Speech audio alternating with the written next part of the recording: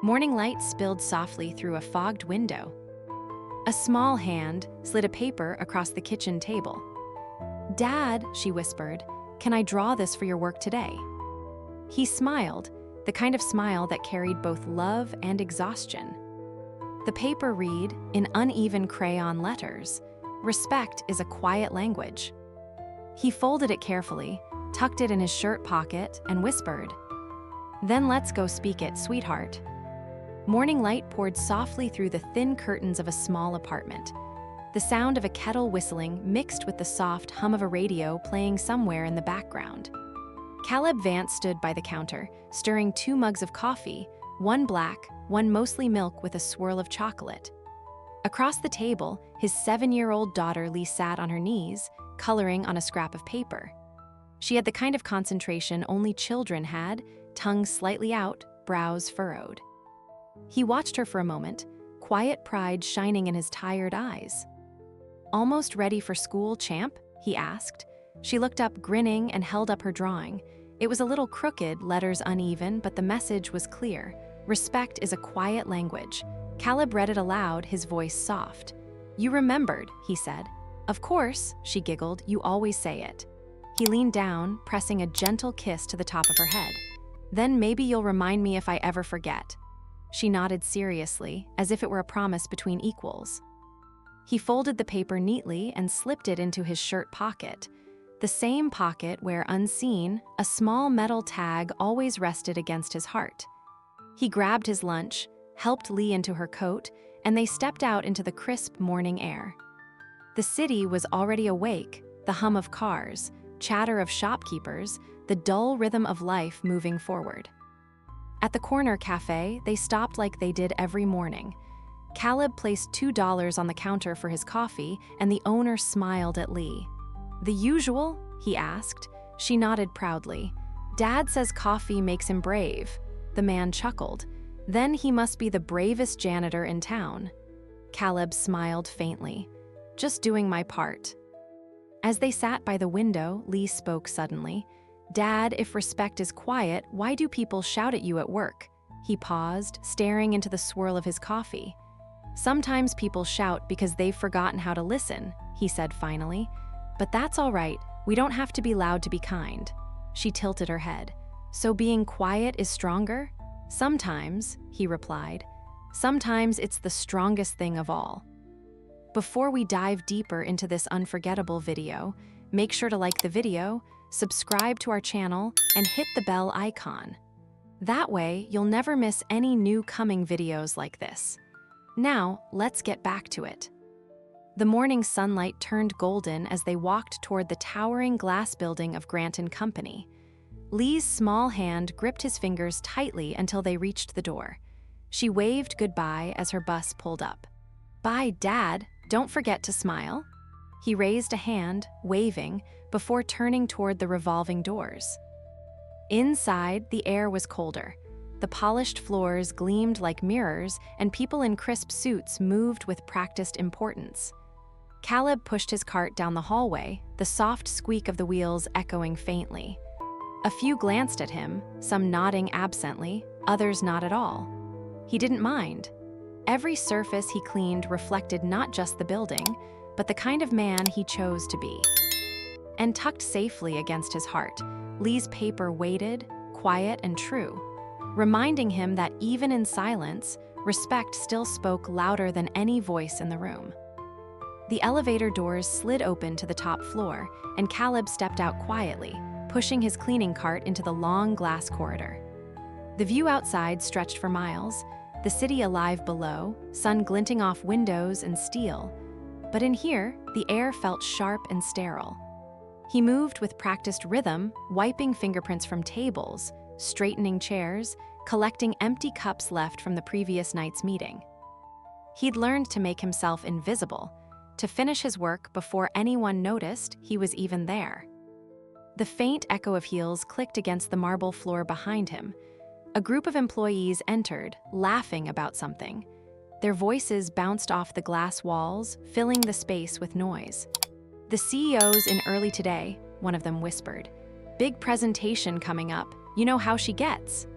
Caleb said nothing, only stepped aside, letting them pass. One of them glanced at him, eyes flicking over his uniform with a smirk. "Guess some people never move up," he murmured under his breath, not quietly enough. Caleb heard it, but his face didn't change. He'd heard worse. He'd lived through worse. He finished polishing the glass table, then crouched down to collect shards from a cracked glass someone had dropped near the corner. The reflection of his own hand looked strange, calloused fingers, knuckles scarred from years that felt far away now. He remembered other rooms, other uniforms, the smell of dust and smoke instead of glass cleaner. But that life wasn't his anymore. He was here now, rebuilding quietly, piece by piece. The door opened again. This time, it wasn't laughter, it was authority. Evelyn Grant, the young CEO of Grant & Company, walked in, her stride confident, voice clipped and controlled. Her team followed her like shadows. "We'll finalize the Valor Square layout today," she said.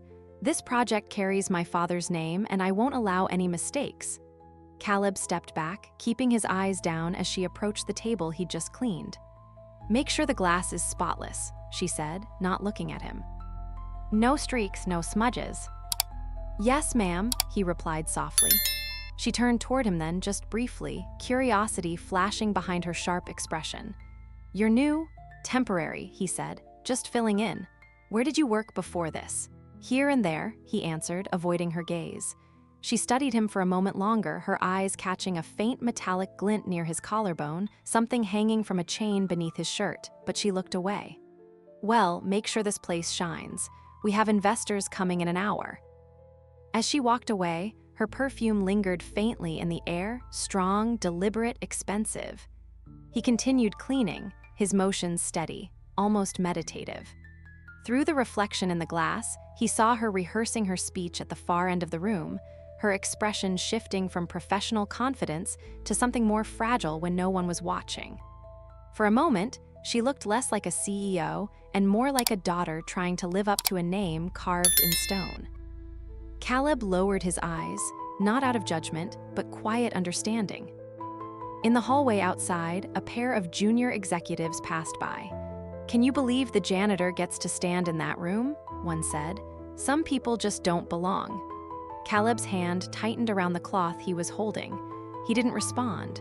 He simply looked at the streak of sunlight moving across the glass, reflecting the world beyond. Respect, he thought, isn't given by titles or names. It's earned in silence by what you choose not to say. He gathered his supplies, adjusted his uniform, and prepared for the next room. The day was long, but for Caleb Vance, it was just another chance to do his work right, even if no one was watching. The meeting room buzzed with tension long before the meeting began. Assistants hurried in and out, setting up screens and placing bottled water beside each chair. The smell of fresh coffee and printer ink hung in the air. Caleb stood quietly in the corner, wiping down the edges of the long glass table, careful not to disturb any of the papers spread across it. He'd been assigned to finish before the CEO's team arrived, but as usual, the schedule changed without anyone telling him.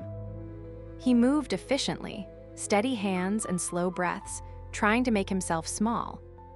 Through the doorway, he heard Evelyn's voice echoing down the hall. "Let's make this quick. The investors will be here in 20 minutes." She entered, flanked by her PR team, eyes fixed on her tablet. "What's he still doing here?" she asked sharply, glancing toward Caleb. One of her assistants stammered, "He's just finishing up, ma'am." Evelyn frowned, impatience flashing across her face. "Then he needs to hurry. I don't want distractions during my presentation." Caleb nodded silently. "Yes, ma'am." He bent to collect his cleaning cloth, careful not to look at anyone directly. As he leaned over the table, his elbow brushed against the CEO's sleek black phone resting near the edge. It slid slightly, leaving a faint streak of cleaner across the screen. The room seemed to still for a moment. Evelyn's voice cut through the silence like a knife. "Careful, janitor," she said coldly. "That phone costs more than your entire month's salary." Laughter rippled around the table. Not loud, but sharp enough to sting. Caleb froze, hand still on the cloth. For a brief second, something flickered in his eyes, pain, maybe, or memory, but he quickly lowered his gaze again. "My apologies, ma'am," he said quietly. He started to move the phone aside, but Evelyn's tone turned colder. "Don't touch it again," more chuckles. "Just stick to your mops." Someone whispered, "Guess even cleaning tables is too complicated." Caleb straightened slowly, standing tall for the first time since the meeting began. His voice, when it came, was calm. "I'll make sure it's spotless." He picked up the phone with deliberate care, placed it flat on the table, and pressed down. A sharp crack echoed through the glass room. The sound was sudden, violent, final. Laughter died instantly. Everyone froze, staring at the shattered screen. A small object rolled free from the broken case, metallic, dull silver, engraved with worn letters. It clinked against the glass, spinning before coming to rest near Evelyn's hand. The air thickened. She looked down, confused, then leaned forward. Her breath caught. The words on the tag were simple but devastating: Captain Owen Grant. For a moment, no one spoke. The hum of the air conditioner was the only sound. Evelyn's expression shifted from anger to disbelief, color draining from her face. "Where did you get this?" she whispered. Caleb didn't move. He looked at her, eyes steady but unreadable. "Where it belonged," he said softly. The silence was heavy, trembling with unspoken questions. Evelyn's fingers trembled as she picked up the tag, staring at the familiar engraving. It was her father's, his military identification, lost years ago. She looked up, meeting Caleb's gaze for the first time, truly seeing him. There was something in his eyes that unsettled her, not defiance, not pride, just a quiet weight, a history she didn't yet understand. Caleb turned back to the table, brushing away tiny shards of glass with the same calm precision he'd shown since the beginning. Nobody dared speak. The room that had laughed moments ago now held its breath. Respect, for the first time, had entered in silence. The room stayed frozen long after the sound of shattering glass faded. No one moved, no one dared breathe too loud. Evelyn stood at the head of the table, staring at the tag in her hand as though it had materialized from another lifetime. Her fingers traced the engraved letters, each one a memory, a wound she had carefully buried under success and status. Captain Owen Grant, her father's name, the man whose legacy built the very company she commanded. The man whose last belongings were lost during his final rescue mission overseas. And somehow, impossibly, a janitor had just pulled that ghost out of her phone. Caleb said nothing. He simply stood there, the cloth still in his hand, his expression calm but not indifferent. The executives exchanged uneasy glances, their earlier laughter now hanging in the air like smoke after a fire. Evelyn's assistant whispered, "Is that really?" but trailed off when she saw the CEO's face. Evelyn's usual sharp composure cracked. Her throat tightened, her mind spinning between disbelief and the sting of humiliation. How dare you touch my things?" She snapped, her voice breaking on the last word. Caleb looked at her, not with anger, but something deeper, something that made her feel smaller than any insult could. "I didn't touch what's yours," he said quietly. "I returned what never should have been lost." His tone was steady, unflinching, and it unsettled her more than shouting ever could. The PR director stepped forward, trying to break the tension. "Let's call security," he muttered, but Evelyn didn't respond. Her eyes were still locked on the tag. "Where did you get this?" she demanded again, softer now, almost pleading. Caleb met her gaze. "From a place where your father once stood, a place that taught me what honor means."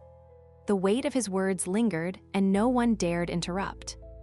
He picked up the broken shards of glass carefully, sweeping them into his cart.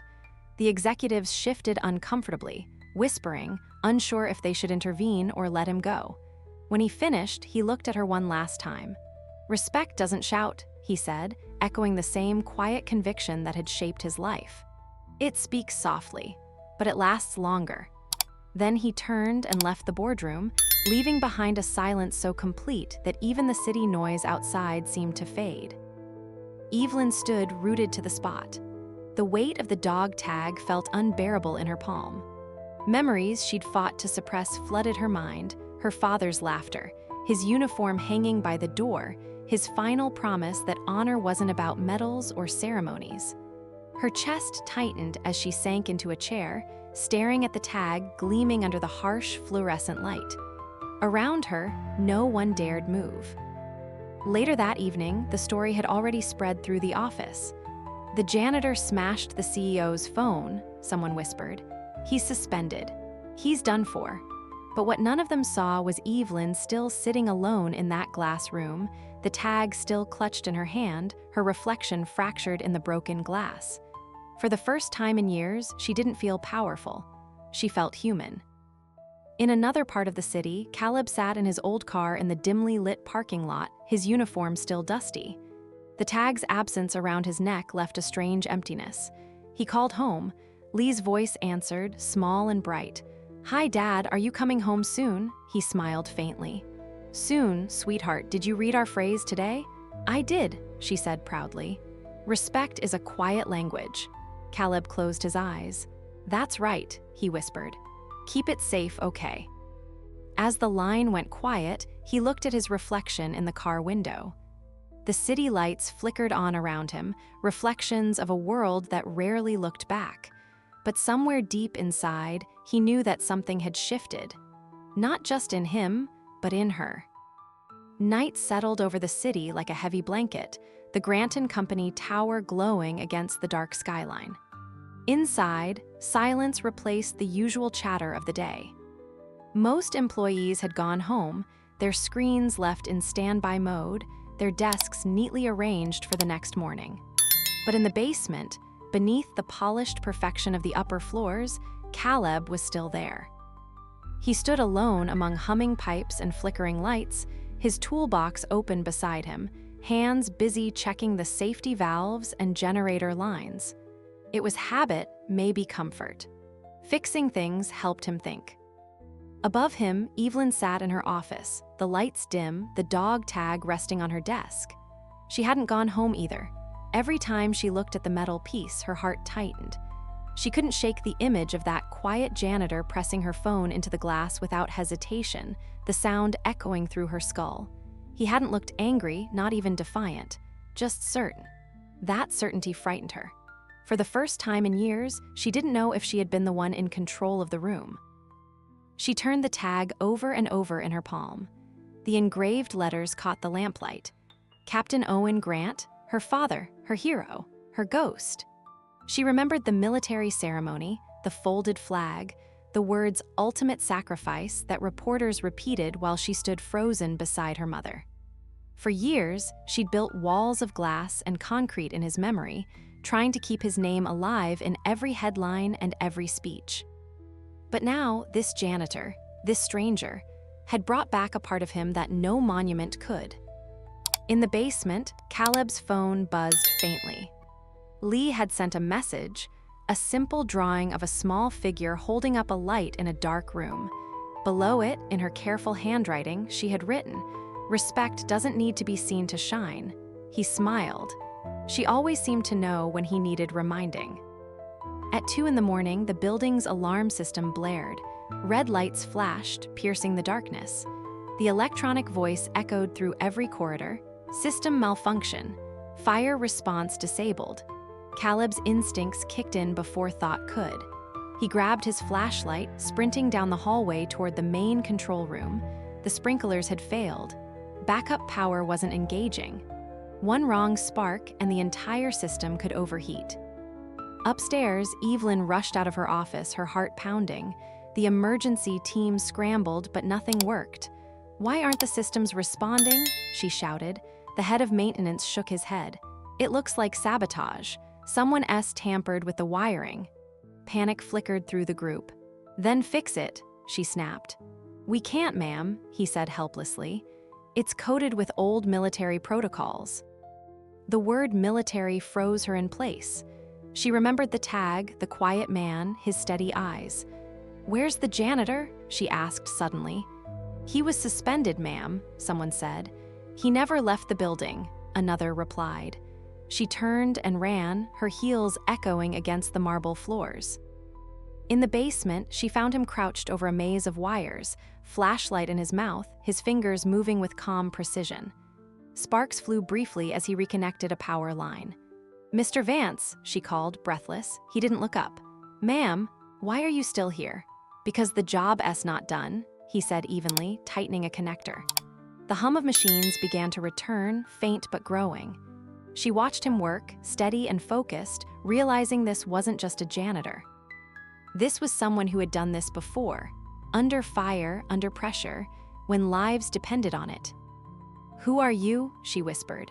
Caleb finished adjusting the final switch and the alarms faded into silence. He turned to her, sweat on his brow, eyes tired but calm. Just someone keeping a promise. Her gaze dropped to his chest, where the tag had once hung. Her father's words returned to her, uninvited but clear. Respect is a quiet language. And in that moment, Evelyn began to understand. The generators roared back to life, flooding the halls with light once more. Red emergency strobes faded to white, and the hum of the building steadied into silence. Evelyn stood in the doorway, breathing hard, her pulse still racing. Caleb rose slowly from the floor, wiping his hands on his uniform. The faint smell of smoke and metal lingered in the air, blending with the distant echo of the city outside. For a long time, neither of them spoke. The moment felt fragile, like any sound could shatter it. "You knew exactly what to do," Evelyn said quietly. It wasn't a question. Caleb nodded, his expression calm but heavy. "Old habits," he replied. "You don't forget certain things." She looked at him carefully, studying the lines of his face, the posture that didn't belong to a man who'd spent his life cleaning floors. "You were in the military," she said finally. He hesitated, then nodded once. "A long time ago." She stepped closer, her voice softening. "My father was too." "I know," Caleb said, her eyes lifted sharply. "How do you know that?" He took a deep breath, then reached into his shirt pocket and pulled out a small folded photo, worn at the edges. Evelyn's breath caught as she saw it. It was her father, standing beside a group of soldiers in uniform. Beside him, younger, smiling faintly, was Caleb. Her hand flew to her mouth. You served with him?" He nodded. "He saved my life, twice." The words came slowly, weighted with years of silence. "When we were stationed overseas, he found out I had a daughter back home. I didn't think I'd ever see her again. But your father, he gave me a chance to come back. He told me to promise him something before we parted." Evelyn's eyes glistened. "What promise?" Caleb's voice trembled, but his gaze stayed firm. He said, "When you get home, don't salute me. Honor me by how you treat people who can't fight back. That's where real rank is measured." Evelyn's lips parted, but no words came out. Her father's voice echoed in her mind, the same tone she'd heard as a child when he used to tell her bedtime stories about courage and humility. "But how did you have his tag?" she whispered. "When the blast hit our convoy," Caleb said, his voice thick, "I tried to pull him out. He pushed me away and told me to run. I found this tag near the wreckage. I carried it ever since. I thought his family deserved to have it, but I couldn't bring myself to face them. Not until I saw your name on the company walls. I wanted to see what kind of woman his daughter became." Tears slipped down Evelyn's cheeks before she could stop them. The image of her father as a hero had always been distant, something preserved in photos, in speeches, in her company's mission statement. But now, standing in front of the man her father had saved, she saw what her father had truly meant. "You've been carrying this all these years?" she asked softly. "Every day," Caleb said, "to remind me what real respect looks like." She stepped closer, her voice breaking. "Why didn't you just tell me?" He looked at her kindly, a faint, sad smile forming. "Because sometimes, ma'am, people don't listen to janitors, but they might listen when the glass breaks." She let out a shaky breath, half a sob, half a laugh. The silence between them turned warm, filled with something neither could name. Evelyn held out the dog tag toward him. "This belongs to you now," she said. Caleb shook his head gently. "No, ma'am, it was always yours." He turned to leave, his steps slow, his figure fading down the hall. Evelyn stood there, holding the tag to her chest, whispering into the quiet, "Thank you for keeping his promise." And for the first time since her father's death, she didn't feel alone. Morning sunlight filtered through the tall glass windows of Grant & Company. painting golden streaks across the polished floors. The building seemed calmer now, as if it too had exhaled after holding its breath all night. Evelyn arrived early, her usual cold confidence replaced by a quiet purpose. The tag hung from a delicate chain around her neck, hidden beneath her blouse, but close enough that she could feel its weight. Every step she took echoed differently that morning, not sharp and commanding, but grounded and aware.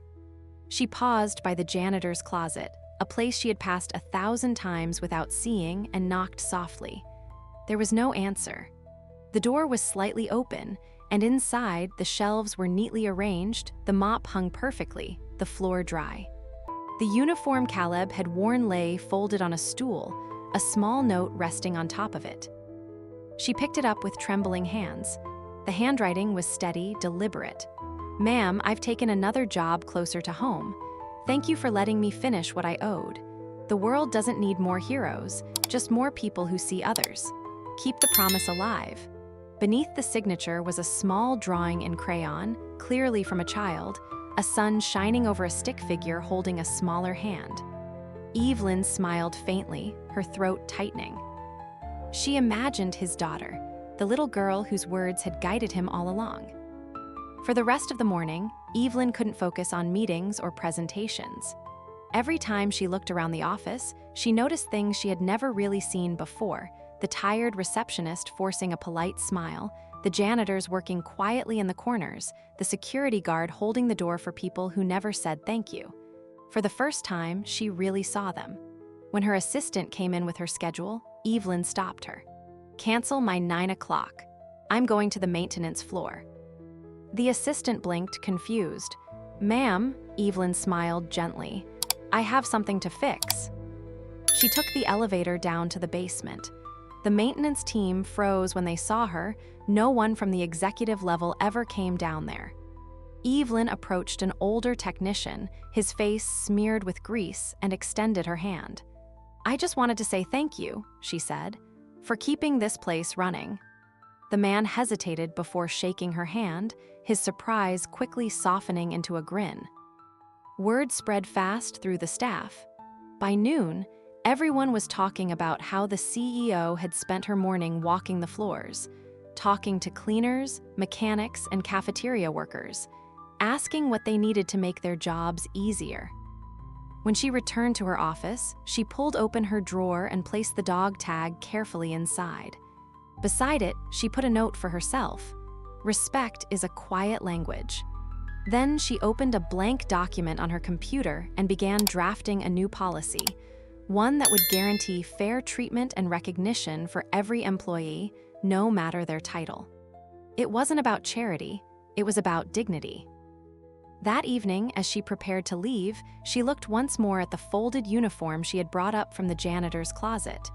She draped it over the back of a chair by the window. The city glowed beneath her, alive with movement and sound. She imagined Caleb somewhere out there, maybe walking his daughter home, maybe telling her a story about promises and courage. Evelyn smiled softly, whispering, "You kept your word, Mr. Vance." She touched the chain around her neck, the metal warm from her skin, and felt something shift inside her, a peace that didn't come from success or recognition, but from understanding. For the first time in years, she wasn't living for her father's legacy. She was living it. The weeks that followed moved quietly, like the steady rhythm of healing. The story of the night's near disaster never reached the news, but it spread softly within the walls of Grant & Company. People whispered about the janitor who fixed what no one else could, about the CEO who changed overnight. No one knew the full story, and neither Evelyn nor Caleb ever explained it. Some mysteries were meant to stay sacred.